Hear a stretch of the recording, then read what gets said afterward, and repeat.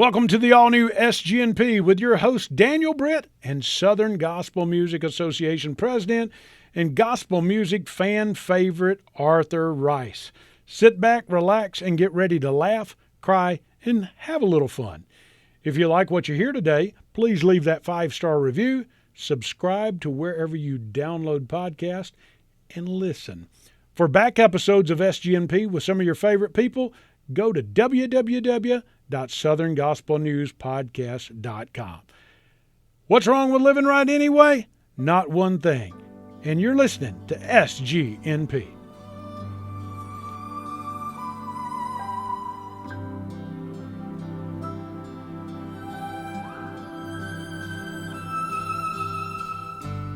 I'm not on an ego trip. I'm nothing on my own. I make mistakes and often slip. Just common flesh and bones. But I'll prove someday just what I say. I'm of a special kind. When he was on the cross, I was on his mind.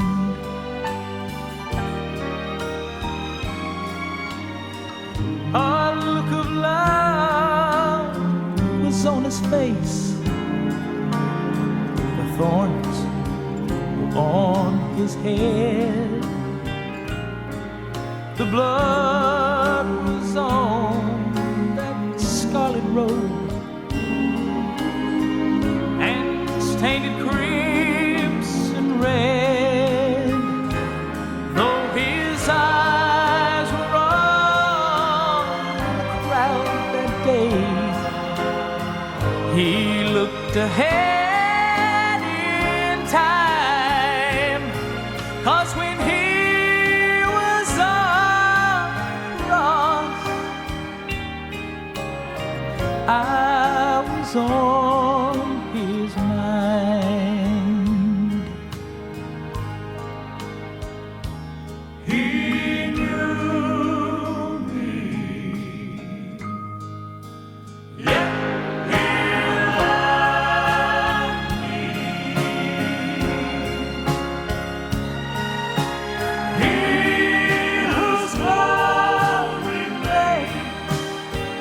The heavens shine, so unworthy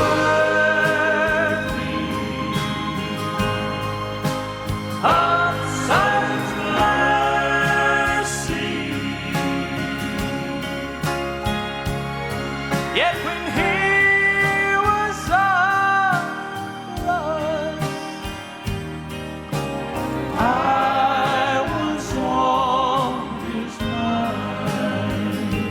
yet when he was on the cross, I was on his mind.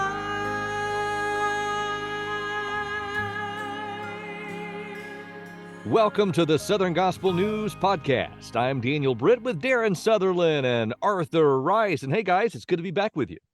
Hey, man. Hey, good to be here. Daniel, you're supposed to say Hall of Famer. Hall of Fame. You know what? I forgot the titles. That's right. CEO. I mean, it used to be, before he was in the Hall of Fame, it was Arthur Rice.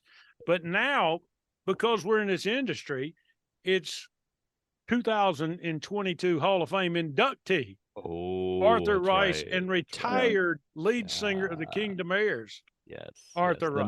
Rice. The nicest legend in the world right here. That's right. Hey, listen, we sure get to retire. Yeah, right. We're from all different eras, I think, and I did not grow up with the gospel singing Jubilee, so I missed that era. But I was thinking about this the other day. Of course, there are so many great legendary groups in gospel music, but as a kid, I think probably the two groups that if I saw these two groups, if I saw their names listed on a concert poster or something, I thought, whoa, these are storied groups for my age. Okay, at that day, 80s, 90s, the Florida Boys, the Hoppers. And I don't know why those two and not others were grouped in, but the Florida Boys and the Hoppers, if those names were ever on a poster, I was like, ooh, I was intrigued. I was mystified. I got to go see these guys. I'm going to tell you mine, Daniel, and I grew up gospel singing Jubilee. I'm 53, so I was in that. I can remember being 6 or 7 years old and waking up in the morning. My grandmother and my mother would have the gospel singing Jubilee playing every Sunday morning. Yeah. And Les Beasley, Yeah. and you're going to laugh when I say this, guys. Les Beasley was like Ronald McDonald to me. Okay. He was that brand in my house. Okay. I mean, Oh yeah. he was Mr. Gospel Music. There were two things in my house that happened every single weekend. Okay. One was Les Beasley was going to be on TV, and two, Gordon Soley was going to be on TV. Okay. And if you don't know who Gordon Soley is, I'll let you guys figure that out and Google it on your own. But anyway, those two things were going to be on my TV. Arthur, what you got? Oh yeah, that was a staple every Sunday morning. You know, we watched Gospel Singing Jubilee and watched 2 hours of it, and before church, and that was just, you know, he made the gospel world just household names. You know, Les Beasley was a household name. You know, and the Florida Boys and what they did with the Gospel Singing Jubilee was amazing. That's Well, and we're talking about this, and we keep mentioning Les and the Florida Boys because today we're talking to Allen Cox, and great tenor with the Florida Boys, and we got him coming up, and I love going back and watching those because again, this is part of my childhood, and I don't want to make Allen feel old. Of course, it's never stopped me before, but we'll when we get Allen on, we'll tell him the same thing. But to say that I grew up, you know, really listening to these harmonies, and I grew up in Georgia, so Florida wasn't that far away, but I can imagine, you know, I can imagine people watching from all over the country, maybe thinking, you know, Florida's this tropical paradise, and for people who had never been to Florida, they probably had this magical thing in their mind. And who's this quartet from this wonderful paradise called Florida?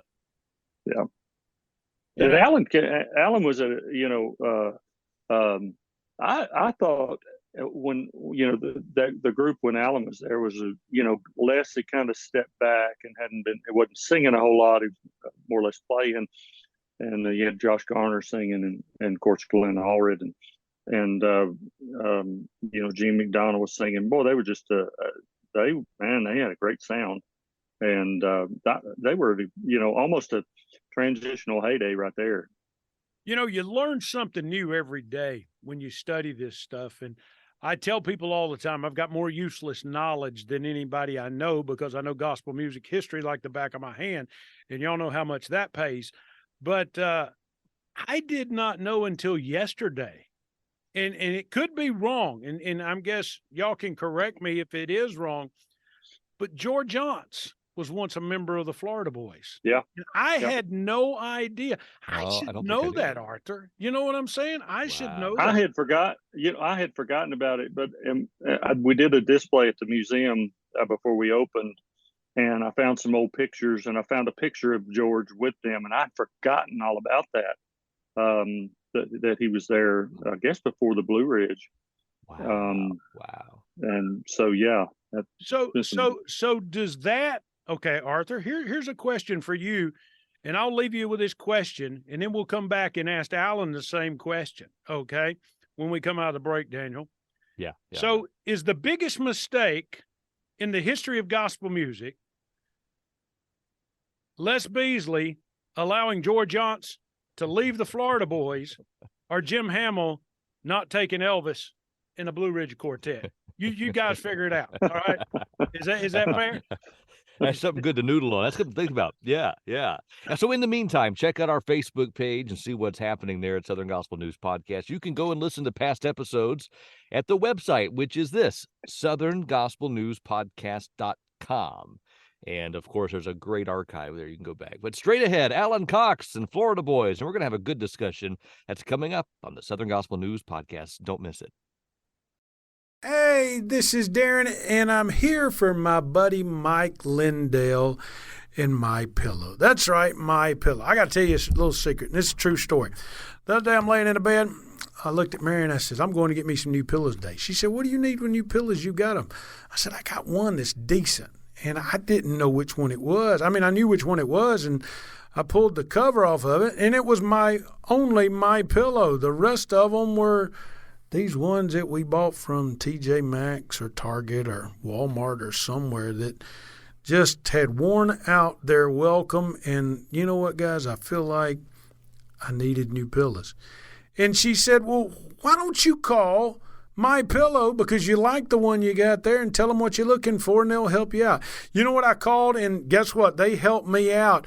They asked me what size I was. They asked me how I slept. Did I sleep on my back or on my side or on my stomach? What felt right? Feathers or, blah, blah, blah, blah, blah, foam. They asked me all these questions. More questions than I ever dreamed about a pillow, and I got my new My Pillow in the mail, and I've slept right. You want that change in your life? It's real simple. 1-800-338-2330.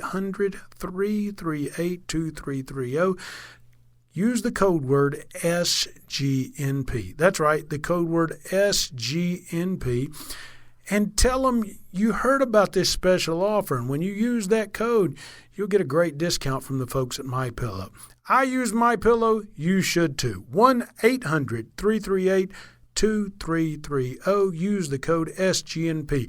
My Pillow, the official pillow and sleep provider of Southern Gospel News Podcast. Welcome back to the main highlight of today's show. I almost said the main stage, but that brings back different kind of memories. Southern Gospel News Podcast. Welcome back to the main highlight of today's show, where we have Allen Cox of the Florida Boys fame. And Allen, you and I probably met a few times along the way, but it's good to catch up with you again. And for those in our television audience, it's good to see you. Although we all look a little bit different these days, don't we? Yeah, well, time will do that. Alan's got a great beard. I wish I could grow a beard like that. Mine's kind of a weenie beard when I try to grow it, but that's a good man. All I can grow is this goatee. I can't grow on the sides very well, but I can grow the goatee out. That's that Indiana Dutch you have in you there, Alan. Oh, is that what it? Oh, okay. That's what it is. Have you ever noticed the Dutch folks all have goatees? And that Mennonite type beard. So there you go. There you go. Speaking of Indiana, now I know I know you're a Butler guy, but are you a Hoosier fan also because you're a Butler guy, or are you just totally against being a Hoosier guy? I grew up a Hoosier guy. Of course, I was I was a teenager during the big '87 win when they won the national championships, and of course I was a huge Bobby Knight fan. Yeah, he's a whole lot taller than you realize. They played Butler a few times, and I walked next to him there in Hinkle Fieldhouse, and man, he was head and shoulders above me. I had no idea he was that tall. Wow. So I'll ask you this question about basketball, and then we'll get off of it and go to the topic at hand, the Florida Boys. But is Indiana truly about basketball the way Georgia and Texas is about high school football? I mean, is it that big right now? Growing up in my lifetime, it was 100%. Yeah. I mean, every kid, I was a fat kid. I played basketball. Of course, now I'd get down on my hands and knees and let the little farm boys jump on my back so they could dunk. But, I was playing. Fun. Everybody had a hoop in the backyard, and everybody played basketball. It really was just all in, everybody. Arthur, I ain't never asked you that. Have you played? Did you play basketball? You're long and tall. I played a little bit in middle school and my freshman year, but I grew one summer. I grew 6 inches in 2 months. Wow. And so when I came out of that, I couldn't walk and chew chewing gum at the same time. And it took me too long to kind of get my bearings back. And so I kind of missed that. So that's kind of when I got more into music and not so much sports in high school, but I tried, but I struggled, man. I could not. I just really I would fall over a crack in the floor. I feel your pain, Arthur. Yeah, exactly. Well, he's a professional golfer now, Daniel. But anyway, we'll regress. Right. Let's That's talk right. about Arthur. Yeah. Frustrated golfer. Hey, Darren, should we go back to that question that we were thinking about? You were kind of joking there about the biggest mistake, but let's talk about George Youngs for a moment. I mean, Alan, Yeah. what was this? I mean, what were the stories inside the walls of that bus about George and his time with the Florida? Well, George was only there about 3 months, and I'm About not the same amount of telling. time that Arthur grew 6 inches, then, right? About the same Yeah, amount. Yeah. Okay. Yeah. Unfortunately, and this is I wouldn't tell this if it wasn't something that George had already talked about, but George was really struggling with his alcohol Yeah. addiction back then, and that's why they let him go after about 3 months, because he just couldn't stay off the bottle, and he went back to the Blue Ridge, where apparently that was okay.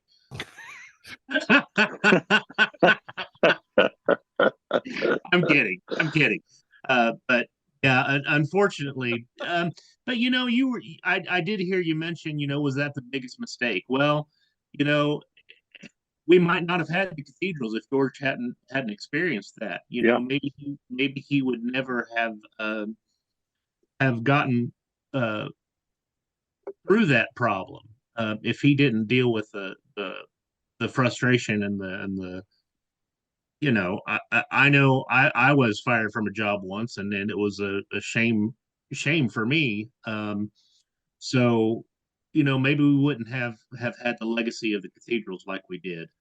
That's true. So the Lord works things out. He knows what he's doing. And I had a guy in college say to me, if God is sovereign enough to use the pharaohs in Egypt, he can use whoever he wants to.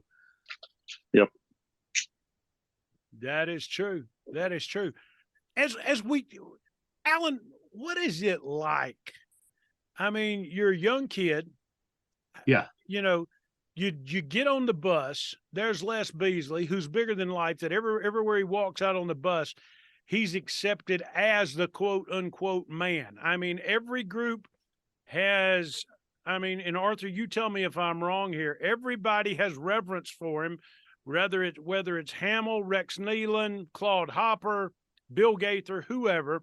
Then you've got Glenn, who everybody says that I've ever talked to says he's the classiest, smoothest guy in the world. Then you've got Daryl, who's happy-go-lucky, And Arthur, am I describing them right? You know them better than me. Oh yeah, absolutely. How was it as a young guy jumping on the bus with these guys? Well, much to the chagrin of some people, I didn't grow up in gospel music. I didn't know hardly anything about gospel music. When I got the job, because Les called the wrong number, and I didn't know the Florida Boys. I showed up for my audition in Atlanta, and I knew when he was on the cross. I'd been singing it for years in church, but I didn't know it was their song. It was so bad. Les literally said, I'm going to stop you right there. Okay. You got to tell the story. There's a story about how he called the wrong number. Who was he trying to call? Okay. Well, so I'll tell you, I sang with a part-time group at Indianapolis for about a year and a half. And my very first public concert with this group was at Jonathan Bird's cafeteria. And there was somebody, we were opening for the Kingsmen, and there was somebody filling in for the Kingsmen that night, a young man named Arthur Rice. Wow, I forgot about that. Yep. And he was filling in for Tim Surratt, who was off getting married. Yeah. And it was so bad. I got up to sing "I Know a Man Who Can," but I had a sheet of paper with the words on it. I just knew nothing. You about knew gospel him. music. You knew him, but you didn't know the song. You got that. You got that right. Hamill called me up to sing "Looking for a City" with Chris Collins, and they let me sing one verse, and I was like, "Looking for a city where, A lyric. feed me the words, please." He let me sing one chorus, and then that was it. Hamill's like, "You're done, son. You're okay. Yeah, that's good enough." Right. Yeah, feel free to lay out. Feel free to lay out. Yeah. Hamill's favorite line. That's right. So anyway, over that year and a half time, my name started getting passed around really without me knowing about it. And there was some very unusual circumstances with a different group from Florida. And I had agreed to go audition with them, knowing full well that I couldn't take the job. It wasn't that I was too good for them. I just simply couldn't afford to live on what they were paying and pay my college bills. I graduated from Butler, got my degree, but I had some college bills and stuff. But the timing was very unnatural. So I went down to audition Monday through Wednesday, last week of February. I came back home on Wednesday. The next day, the Florida boys had a guy they'd hired who didn't show up for the bus. Just no show. So it was Billy Hodges last weekend with them, and they needed a tenor singer. And Les was calling people, and he had a phone number written down on his desk on the bus, and he thought it was one of the tenors he'd already auditioned, and it happened to be that group that I'd auditioned with the day before.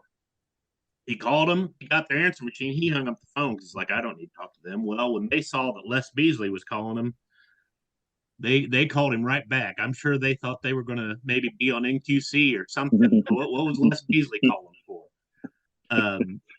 So he said, "Oh, I didn't mean to call you. I'm looking for a tenor, and I got to have one next weekend." And the guy was gracious enough to tell them. He said, "Well, we just auditioned a boy from Indiana. Maybe you ought to give him a call." So Les called me. I flew down to Atlanta the next day. My roommate from college had just started working at CNN. Hung with him that weekend. He offered me the job. Monday, I flew back to Indiana, got my truck Tuesday, drove down and sang with them Thursday or Friday night in Picayune, Mississippi, and learned all the songs. I put all the songs that Les gave me onto one long cassette and just listened to them over and over and over again in the pickup truck and learned everything I could. Wow.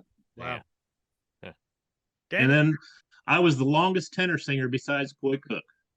Yeah.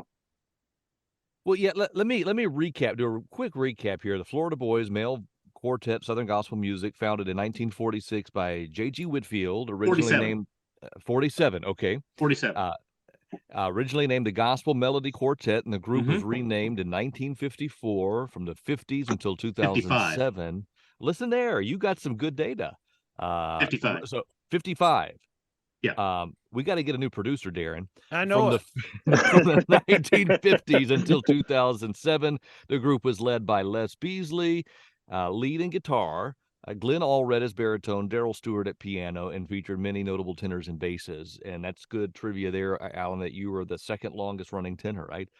Yeah. And of course, in '99, the Gospel Music Hall of Fame inducted the Florida Boys. Yep. And then there was a friendly endorsed handover of the group's name after the retirement of Charlie Waller, and in its later years. Now, I got to say that in 2007, I had a sit down with the three legends, and I thought I was in high cotton when I was sitting across from Red Sox and Glenn and Les, and that was fun. And but did they behave? For the most part, yeah. We got through it. For J.G. Whitfield, and there's a lot of history with that name and Florida. I mean, and you didn't realize it, right? I mean, you didn't know what kind of heritage you were walking into. Is that what I'm understanding? Right. Yeah. I learned as much as I could very quickly. I think my second week we were singing with Gaither out in like San Diego or somewhere, and I'd never seen a Gaither video. I still remember Ann Downing's face, just couldn't believe, and I grew up maybe half an hour from Alexandria in Richmond, Indiana. So Wow. You know, I didn't know anything about Gaithers. Wow. Wow. And there's people out there in this world that sing their whole life that would mortgage their house Right. and do everything else to sing on a Gaither video. I know. And I feel for them. I really do, because it's you're I have there never for 3 sung on a days wearing the Gaither. same clothes, and it's That's hot what under I the was lights. about to think. Hold on. You know, Alan, have I never- just realized that Arthur has never been on a I Gaither have video. never sang on a Gaither video. Oh, ever. really? Okay. Yeah. Not in the 90s. Well, you sure could, Arthur. I mean, goodness, you are a legend, and you are one of the most respected men in gospel music that I've ever known, Arthur. I've never heard anything other Well, but the utmost respect for you. Well, praise the Lord for that. And if you've seen Daniel's face right now, he's thinking, and somebody's going to tell a certain Gaither individual that, hey, you need to get Arthur Rice on a video. And now, Arthur, because you've said this on this program, you're going to have to leave your palatial compound in Asheville, North Carolina, and drive to a Gaither video somewhere in the middle of Montana and sit on the side of a hill and wear a costume that they pick out for you. And you're going to be on a Gaither video now. Or snow-covered Indiana. There you go. Yes. Now, what were you saying about costume? So back to costume, you said something about dressing unseasonably. Was that where you were going, Alan? About the weather? Yeah, did you say something about, because right when we pulled up on this Arthur ramp, you said something about you had to dress a different way or something for the television. I don't know what yet, but Well, but if when you do the Gaither shootings, it's typically 2 or 3 days of shootings, and they want you to wear the same clothes all 3 days. Because what they do is they take snippets of the videos. So they might sing a song on the video. What you might be seeing is a song from day 1, and then a song from day 3, and then another song from day 1. And so they want you to wear the exact same clothes all 3 days, and it gets it's so hot in there, and you're crammed into the rooms a lot of times. We did do one in a ballroom in Indianapolis that had lots of room, but the seats are still very close together because they want those tight shots and lots of folks in them. Yeah, nice. It does get warm. Yeah. Alan, you've had some health issues here over the past several years too. How are you doing with that? How's it going? I'm doing okay. I got diagnosed with MS a little over 3 years ago. So I'm not working anymore. They got tired of me falling down at work. I worked for Verizon for 17 years, and I was in management in the retail stores. And when I'm the manager and I'm laying on the floor face down, and my employees come out of the back room, I'm the one that's supposed to call for help and do all the, fill out all the security reports and stuff. They didn't know what to do. So I didn't really know what was going on with me, but I have a diagnosis of primary progressive MS, which is different than what a lot of folks understand as MS. I don't get just an attack where I just might have a week of issues. My issues consistently, my health consistently degrades over time. But fortunately, I'm on a newer medication. It's the only medication in the U.S. approved for what I have, and it is severely halted the progression. But I won't ever get anything back.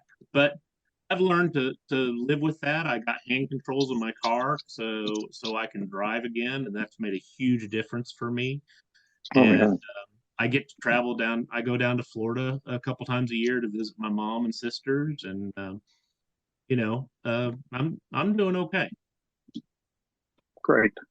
So you were on the bus with the Florida boys, and I've heard it said, especially, and Arthur would agree with this, especially when you're in a quartet scenario. And I've heard even the 12 disciples in Jesus, I've heard people surmise about this. You get a bunch of guys together, you're going to have some good times, you're going to have some good stories, and probably lots of air freshener. So yeah, so you're joining the ranks of some legends, and they're used to this, and I can't help but think, being a new member is strike one, but Right. then being a new member, a young person, strike two, and somebody who has like no clue of what's going on in this world we call Southern gospel. I mean, you're just like prime for probably relentless teasing, right? Yeah, yeah. Well, I'll tell you, when I showed up for my audition, Les literally said to me, "Well, do you know Amazing Grace?" I mean, I can hear him say that. I knew nothing. All I knew was I knew some Kingsman and Gold City songs, but the Florida Boys, why would they learn anybody else's songs with the repertoire they had in as many years? They're not going to know anybody else's songs, Yeah. you know. But yeah, some great stories, great times, fun stories, funny stories, All and right, Alan, quit hitting around the bus. Somebody says, tell us the funniest thing that ever happened on the bus. If Arthur can tell us a story about Ray and Squire getting into it over an alleged cup of coffee, you can tell us a story, the first one that comes to your mind about well, the Florida Boys. I've got a couple. The first story, we were singing in Benton, Kentucky, and I'm not going to tell them all because a couple of them are too long. But I for some reason Benton, Kentucky, just is one of those places where I had multiple stories happen in this town, and we were singing, and it was us and the Isaacs and this really bad uh, Christian comedian who couldn't get anybody to laugh. But every night when you're with a group, people come up and they ask you the same questions over and over. Who drives the bus? Where were you at last night? Where are you going tomorrow night? They just ask you the same questions. But every once in a while, you'll get somebody who's asking in such a pointed, direct manner that it's almost offensive, or it puts you on the defensive. Arthur, have you ever experienced that? Oh yeah, yeah. So we had this guy, and Daryl and I worked the product table. That was our job. So we were at the product table all the time. And this guy's just, nailing us. And finally he looks at us. He said, "Well, traveling like that, isn't that hard on married life?" And Daryl looked at me and said, "I don't know, buddy. Why don't you ask one of my ex-wives?"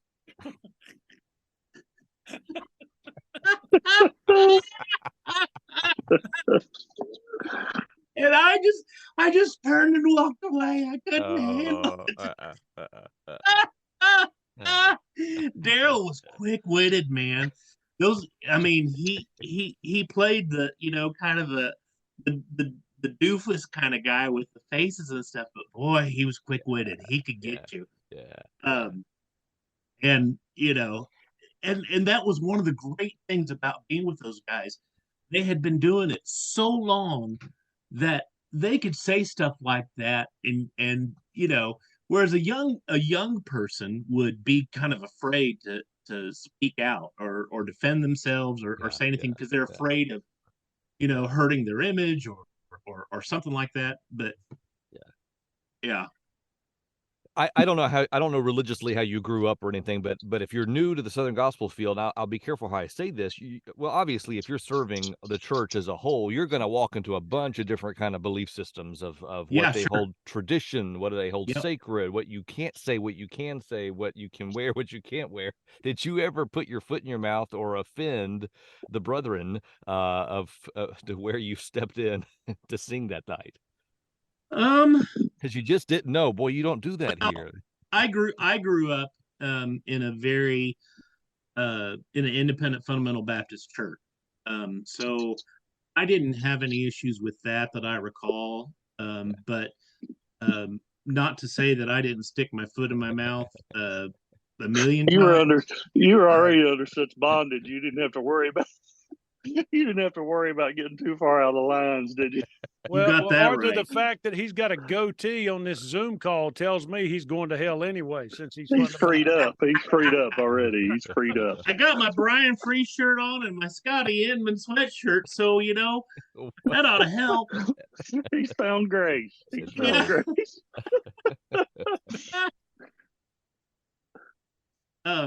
I'll tell you a funny story about kind of related to how long those guys have been doing this, and my lack of knowledge about it.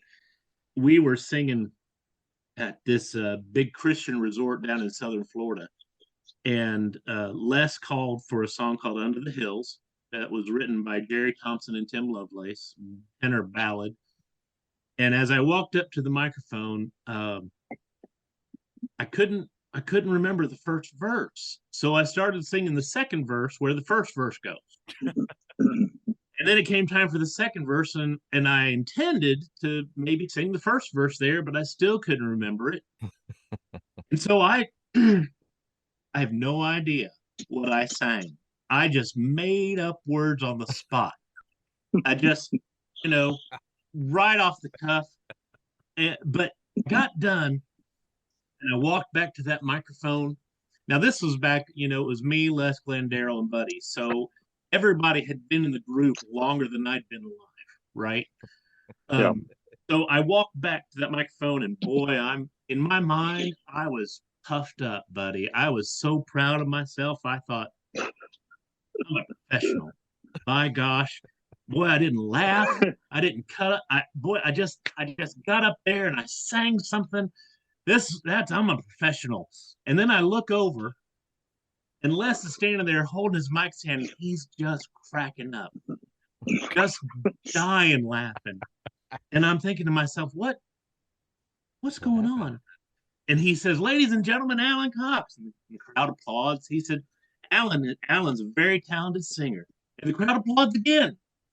And he goes, "Not only is Allen a talented singer, I just found out that Allen's a pretty good songwriter. In fact, he just wrote that entire second verse standing there on the spot. That was so good, Allen. Sing it exactly like that, word for word again." I had no idea what I'd said or what I'd sang. And the look of terror, sheer terror that must have come across my face. I looked down that line, and Les and Glenn and Daryl and Buddy, they're dying. They're rolling, laughing. And I thought, boy, it humbled me. And I thought, I'm not the professional up here. These guys are the professional. These guys are the ones that have been doing this so long that they can have fun at my expense, of course, but they can have fun on stage and not worry about how professional it was. They could do, and it was a very humbling moment for me. But boy, they had a ball laughing at me on that one. Allen, those four guys, like you said, those four guys were together forever. Yeah. Les was a Marine. A lot of folks don't realize that. So he's a natural leader, not only in the industry. However, on the bus, was Les, quote unquote, the father figure and everybody else brothers? Or was Les one of the brothers, just like Glenn, Daryl, or Buddy? How did the semantics of that work? Well, Les, Glenn, and Daryl were all three co-owners. They all owned an equal share of the group, which some people, I guess, don't know. Some people thought Les owned it, but they were all three co-owners. But when they joined in the partnership, they agreed as a group that Les would be the manager. And when it came down to it, Les would make the final call. And they stuck with that. Now, on the bus, there'd be little tiffs or taps, just like brothers. Okay, I'm gonna stop you. I'm gonna stop you right there, because God rest his soul, if Daryl was alive, he'd say, he'd pat you on the back and say, "Go ahead and tell it. Go ahead and tell it, Allen." All right. Well, Tell us about a tiff that they got into. And Arthur, you know Daryl would say that, would he not? Glenn wouldn't say a Probably word, so. and Les is too professional to say anything. But Daryl would say, Alan, tell them about that tiff. Tell us about one little tiff that you can remember that the three headhunters got into it with. you know, I don't remember anything specific. I'm sorry.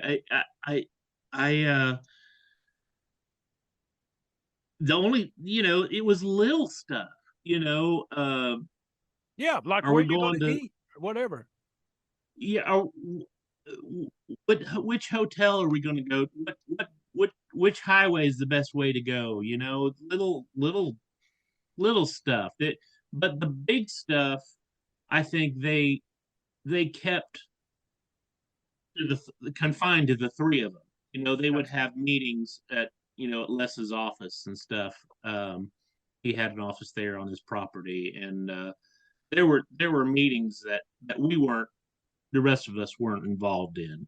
So we would hear sometimes after the fact that there might have been an argument about rehearsal or when we're going up to Nashville to record a song, or record an album or something. But there wasn't. I don't remember anything, specific about that.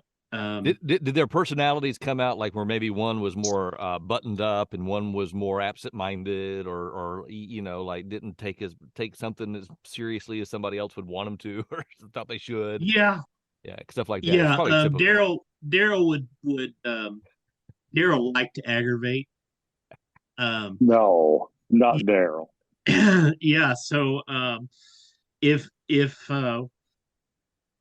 we were late, if we were going somewhere, Daryl kind of make fun a little bit of Glenn or Buddy or Les or one of them, just to try and egg them on a little bit.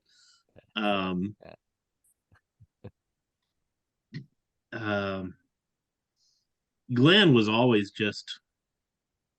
he was just Right down the middle. Glenn. Yeah. He was pretty straight laced. He didn't like any cussing at all. He didn't like to be around it, and he would get up and walk away, and sometimes he'd tell you to, watch your mouth or something. If of course not me, Yeah. Yeah, other guys. you're from Indiana. Right? Yeah. Indiana don't talk that way. Right. But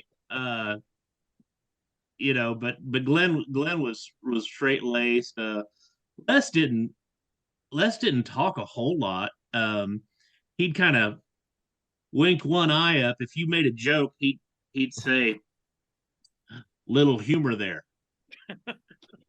Very little. That was about as much as he'd say. Daryl liked to pass gas on people. If you want to know about that. Now I have a really funny story about that. Go ahead. Tell it all, brother. That's what we're here for. All right. That's why we get good ratings, and we're not on radio anymore, right, Daniel? Did it involve Red Sox? Well, it involved Daryl, but That's right. so my dad was an electrician, had his own business for 40-some years. So I grew up wiring houses. My dad was a shorter guy, about 5'7", and he was a former Marine. So for me, working for Les was about working for Dad. So I never had any trouble with Les. I mean, I just didn't. I didn't have any issues with Les ever that I recall. But when we'd get a new bus, typically I would have to put electrical wiring. I'd put electrical outlets in the different bunks and stuff. And so Daryl had a CPAP machine, and Daryl would Glenn would almost always go to bed first, or Glenn or Daryl, one of those two would go to bed first. And Daryl would sometimes, lean in on Glenn's curtain and let one go, and trap Glenn in there. Glenn come come barreling out of his bunk, hollering. But the funniest one was, have you ever seen that picture of that bulldog standing up on a couch, and it's got just these scrawny little legs, little white bulldog? That's what Daryl looked like in his tidy whities on the bus. That, if you ever see that picture of that bulldog, that's what Daryl looked like. And I had ran a power outlet in for his CPAP machine, and he carried it. He put it like towards his hip. And of course, the tubes went up and over his face and everything. Well, one night, Daryl's laying on his side, and he must have just farted right into that CPAP machine, and it just crammed it right down his own throat. And he comes falling out of the bunk on the floor of the bus, screaming, hollering. He thought somebody had backed up into him. He was punching his curtain before he came out. He thought one of us had leaned in on his curtain to get him back, and he'd done it to himself. Crazy. Arthur, what's your best memory of the Florida Boys? What was your best memory of Glenn and Les and Daryl? Well, we worked with him a lot back in the '80s, and they were always fun to work with. And I loved Les and Glenn and Daryl. I loved them all, man. They were just true blue. But Glenn and I spent some time together up in Canada when we went up to do the Red Deer Canadian Convention once, and Glenn and I we just kind of bumped into. We were going for a walk, and we just kind of bumped into each other and just kind of walked. And boy, just talking to Glenn, I mean, just full of knowledge and wisdom and funny. One of the funniest guys I've ever been around. It's just a hilarious guy. And you would talk to him, and at times you think this dude is crazy, but Alan, Yep. But he was just one of the funniest guys, just one of the dry-witted guys I've ever been around. But Les was always good to me, and always very kind to me, and I loved them all, man. I loved Buddy. Buddy was great. I miss Buddy when he was gone, just because of that personality that he had. Was great. And but I loved them all. Cool. Allen, from a marketing standpoint, I've got to ask this question, and then we'll get Daniel to close us out here in just a few. But was Les keenly aware of his brand? I mean, did he realize the brand that he had in Southern Gospel, or was he just Les and I'm Les? Oh, I think he was. I think he was. Yeah, I think he definitely knew about his brand, and he I think he really felt honestly that well, he told me. I'll give you this, that Buddy's father had passed away, and Buddy had done a lot of the night driving on the bus, and we were on a trek out west, and so it was up to the other guys to drive. And Les was driving late one night, and I stayed up with him. And I asked him, I said, Les, I said, you've been doing this so many years, and you miss family, and you miss this and that and the other, you miss events, and why do you do it? And it was probably 3 or 4 in the morning, out in the middle of the desert out west. And he thought, he was quiet for a moment. He was thinking about it. He said, I don't know if this can really answer your question. He said, but I feel like this is what the Lord wants me to do. Mm-hmm. And it wasn't one of those answers. It wasn't a radio answer, and it wasn't a magazine answer. It wasn't something he was telling, a fan what they wanted to hear. It's just two guys, at 4 in the morning, and it meant a lot to me. Um, and I thought, boy, I'm glad I'm where I'm at. Because I I feel like his reason for being here is the right reason. Nice. One last marketing question, and I'll end it on a laughing note. Okay. Okay. How much did Darrell pay for the Red Sox? How much did he make off each pair? And did he share the funds with the rest of the group of selling the Red Sox? Because he created brand, my friend, before Yeah. brand was even a thing in gospel music or even Yeah. a thing in any art form of music. Well, he had been wearing the Red Sox even before he joined the Florida Boys. Really? Yeah, he was with a group called the Dixie Rhythm Quartet in Georgia, and he at that time he wore red suspenders, a red bow tie, and red socks. And when he came with the Florida Boys, he dropped into just the Red Sox, and he wore them. Well, it wasn't long before the radio people and everybody else started picking up on it. And once they started advertising it, Darrell was like, "Well, I gotta wear them from now on." He didn't start selling the Red Sox until about not a year or two after I was with the group. But as far as individual things like his Red Sox and his CDs, that was his money.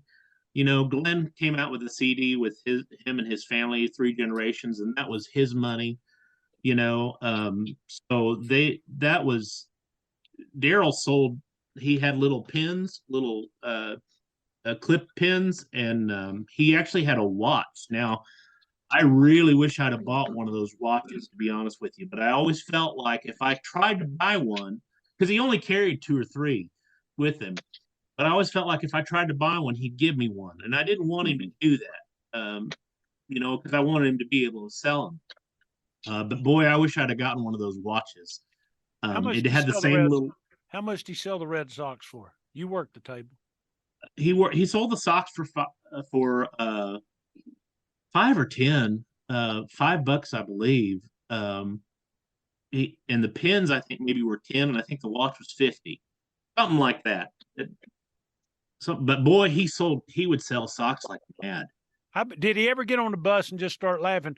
Guys, I sold 50 pair of socks tonight. No, he didn't want anybody to. He was more private than that. He wouldn't do that. He wouldn't brag about funds. None of them would. That was not that they were. They were above that. Yeah, they were above that, I think. Yeah. Arthur, what you got, my friend? I forgot. I said Daniel was going to close, but I forgot you, my friend. Oh, you're good. You're good.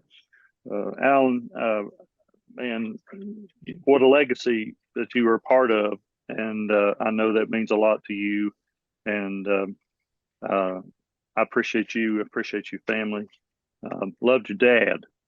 And I just appreciate everything that you're doing now. And God bless you in your ministry, and hope the Lord uses you, continues to use you. You have left a indelible mark on this industry, and I appreciate that. Thank you, Arthur, and I really appreciate your kindness to my father too. I took him down to Dollywood, and you helped us, and you stood and talked with him for a long time, and it meant a lot to him. I appreciate it. Yeah. It's not lost on me, and I don't know if it was before the pandemic or in the pandemic, but we lost all 3, Glenn and Les and Darrell, all pretty close together, didn't we? I mean, they kind of. Yeah. I felt like and then I have this memory of being at the National Quartet Convention in Louisville, being in the production office, and I'm just a kid, and I look over and over here sitting on the sofa with me are Ben Spear and Les Beasley. both quiet. I think, kind of like these quiet genius type minds, and they didn't say a whole lot between the two of them. But to think back now, and of course Ben's gone too, and so yeah. But yeah, I'm sure you were part of the celebration there of singing them home, right, Alan? Yeah, I was able to attend all three services. The one Les started going to the same church that I went to while I was there, Olive Baptist, and Pastor Ted Traylor spoke at Les's funeral. That was a great service. And then Daryl's service was at Calvary Way Full Gospel, where he and Glenn both attended.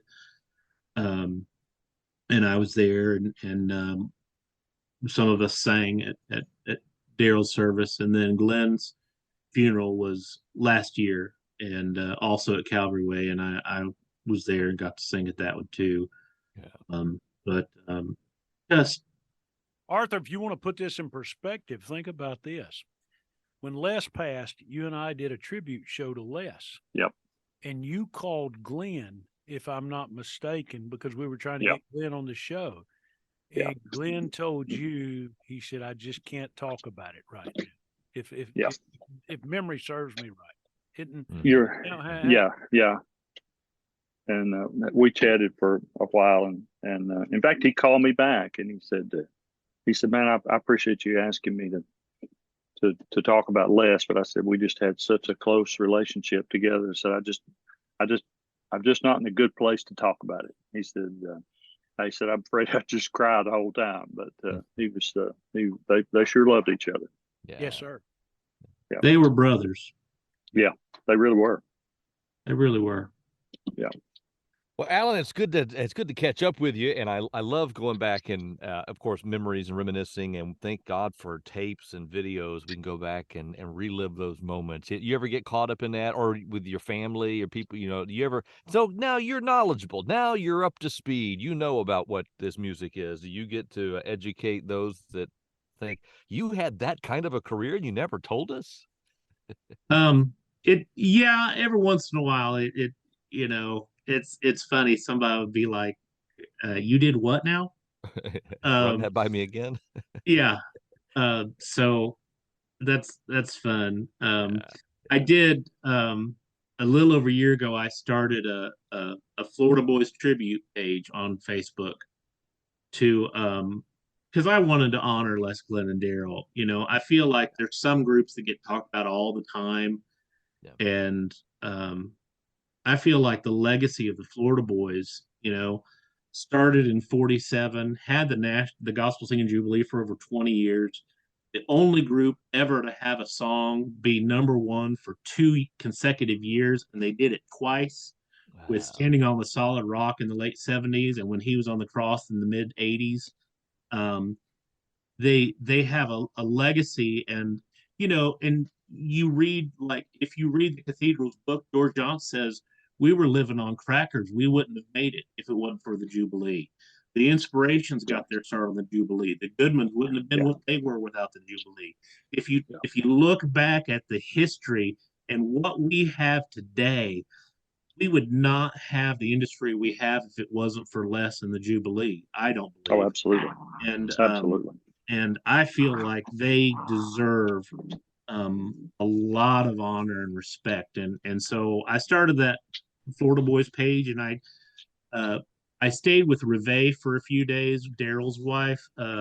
She moved up to Kentucky, and she let me just spend a couple days just going through every one of Daryl's boxes, and I took photos of everything he had. And I try to post pictures and videos almost every day that I can but it's all about honoring them. I don't make a penny for this. I don't do it for any personal promotion of me. It's just to honor Les, Glenn, and Daryl and thank them for what they did for me and for so many in gospel music. That's good. We just did a tribute program to the Florida Boys with Homecoming Radio, and I'll send it to you. I was proud of it. It was good. I appreciate that. Well, Alan, thanks for taking time with us today, my friend. And Darren and Arthur, we'll be back straight ahead. But in the meantime, Alan, we're praying for you in your recent diagnosis, and praise the Lord for bright days ahead. Thank you so much. Thanks for letting me be here, guys. It was a pleasure. No problem. Thank you, Alan. Appreciate you, pal.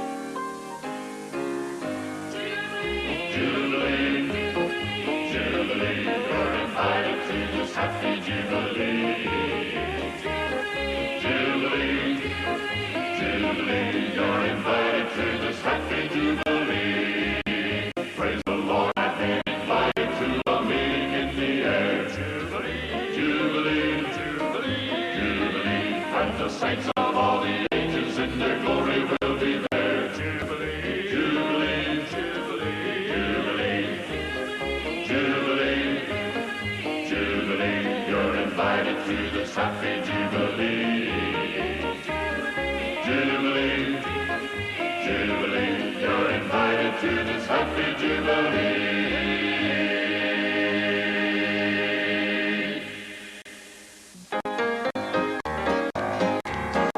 Then comes the victory crowns of glory, crowns of victory I shall wear. Then comes the victory crowns of glory, crowns of victory I shall wear.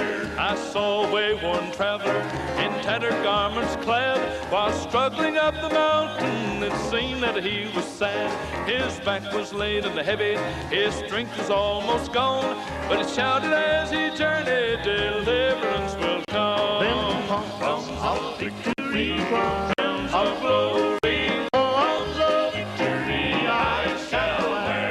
I saw him in the evening, the sun was bending low, had overtopped the mountain and reached the vale below. While gazing toward the city, his everlasting home, he shouted out, Hosanna's deliverance will come. Then comes the victory crowns of glory, crowns of victory I shall wear. He saw that a holy city, his everlasting home, a band of holy angels all gathered round God's throne. They bore him on their pinions, say for the dashing foam, and shouted, Hallelujah, deliverance has come. Then comes the victory crowns of glory, crowns of victory I shall wear. Crowns of victory, crowns of glory, crowns of victory I shall wear. Southern Gospel News Podcast, Darren and Arthur. I'm Daniel. Hey, by the way, Allen Cox, wasn't he a delight to talk to? I just loved hearing those stories. You know what? I could have asked 50 more questions. Yeah. I really could, because I've got an inquisitive mind, and you want to know what's going on. And I often say this, I got to spend a lot of time with Hovey, so I can relate to what he's talking about with Les and Arthur. You were around Les, you were around Hamill, and Fox, and I'm sure you could relate also. Oh yeah, absolutely. All those guys were just professionals, and down deep, they loved the music. They loved the industry, and they did what they felt like that God would have them do. And of course, it was a business, sure. Sure. It's kind of like Jerry Goff used to say, we don't do it for the money, but if we didn't have the money, we couldn't do it. Yeah. And there is a business side of it, but when it come right down to it, I feel like that those guys and without, I'm telling you, real truly, if it wasn't for Les Beasley, our industry would not be anything what it was. Oh yeah. I'll go one step further, Arthur. If it wasn't for Les Beasley, Christian music wouldn't be where it's at today. Yes. Because right. A lot of folks don't realize this out there. And you can fuss about the Dove Awards, you can fuss about Christian music award shows. If it wasn't for Les Beasley, Christian music wouldn't be included in any of that. Is your dog on your leg there, Arthur? He's